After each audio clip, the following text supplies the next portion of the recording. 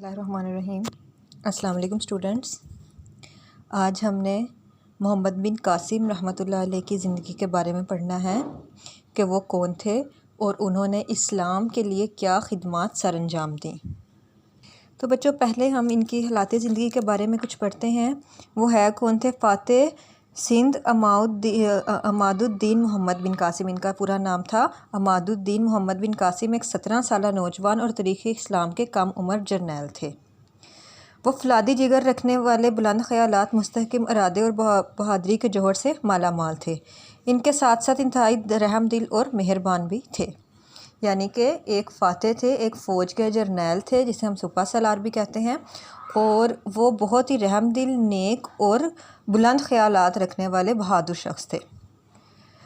आप 695 हिजरी में ताइफ के बनु कसीफ कबीले में पैदा हुए। इराक़ के गवर्नर ने मोहम्मद बिन कासिम के वालिद कासिम को, उनके वालिद का नाम कासिम था, बसरा का आमिल मुकर्रर किया। मोहम्मद बिन कासिम के वालिदैन उनके बचपन में ही फ़ौत हो गए थे। अब क्या है तलीम व तरबियत।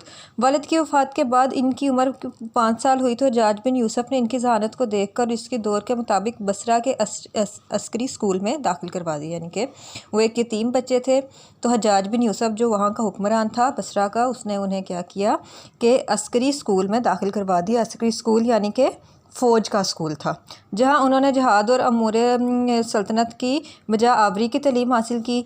मैदान जंग में अमली तजर्बे की हज्जाज बिन यूसुफ़ ने इन्हें मुख्तलिफ महाज़ों पर भेजा। मसलन खराज तुर्किस्तान की जानिब जाने वाली जहाज़ी काफ़िलों में शामिल किया, जिसके सुपा सलार कतीबा बिन मुस्लिम रहमतुल्लाह थे।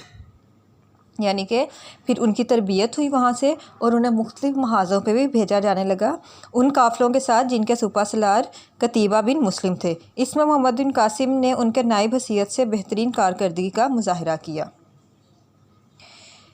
यानी कि उनके नाइब मुकर्रर हो गए। यानी कि जो फ़ौज के सुपा सलार का सबसे बड़ा ओहदा होता है, उसके बाद जो है मोहम्मद बिन कासिम का ओहदा था, और उन्होंने बहुत समझदारी के साथ अपने जो है वो खिदमात सरअंजाम दी।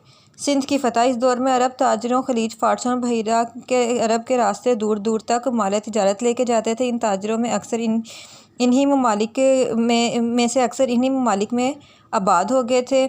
जज़ीरा संदनीप जो कि श्रीलंका में मुकीम बाज़ अरब ताजरों का इंतकाल हुआ। इन अरब ताजरों के अहलो याल को एक जहाज़ के ज़रिए वापस भेजा गया।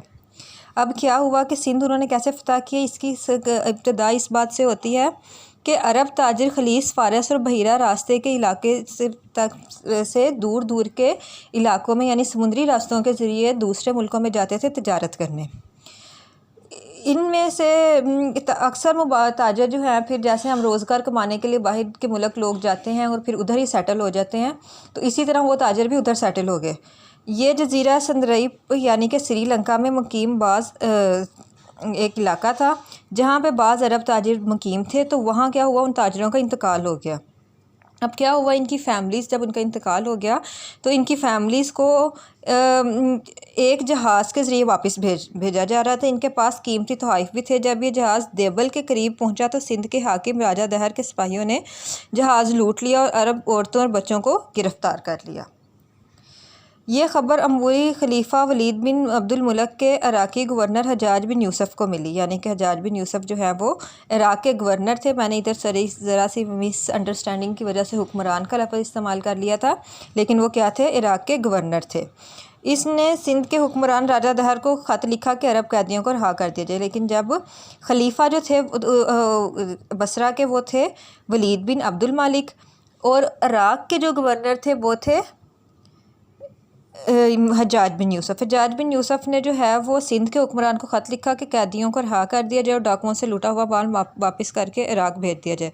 राजा दहर ने इसके जवाब पे कोई तवज्जो नहीं दी और कहा, यह काम समुद्री डाकुओं का, इस मामले में मैं बेबस हूँ। यानी कि वो राजा दहर के फ़ौजियों ने एक तो सामान लूटा था, लेकिन जब उनसे मुतालबा किया गया कि आपकी हुकूमत में ही सब कुछ हुआ है, आप उन्हें रोकें, तो उन्होंने आगे से कहा कि ये मामला तो समुद्री डाकुओं का, मैं इसमें कुछ नहीं कर सकता।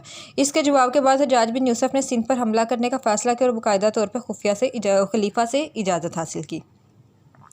हज्जाज बिन यूसुफ ने 6000 तरबियत याफ्ता शामी फ़ौज का लश्कर तैयार किया। ये सारी फ़ौज तेज़ घोड़ों पर सवार थी। इस फ़ौजी दस्ते के पास बहुत सी मंजीकतें थीं, जिनमें किला शकन अरूस नामी मंजीक भी शामिल थी, जिसको 500 सिपाही हरकत देते। मंजीक यानी कि एक वो होती है जिसे आप कह सकते हो तोप, उस तरह के कोई हथियार होते हैं, बहुत बड़े होते हैं साइज़ में। हज़रत मोहम्मद बिन कासिम इस जरी फ़ौज के यानी कि बहादुर फ़ौज के हमरा मुकरान के साहिल को अबूर करके पंजगोर और अरमन बेला को फ़तह करते हुए देबल पहुँचे। तो इतना हमने किया है पेज नंबर 86 की रीडिंग। आगे हम पेज नंबर 87 की रीडिंग जब करेंगे तो हम जानेंगे कि वहाँ क्या हालात और वाक़यात पेश आए थे।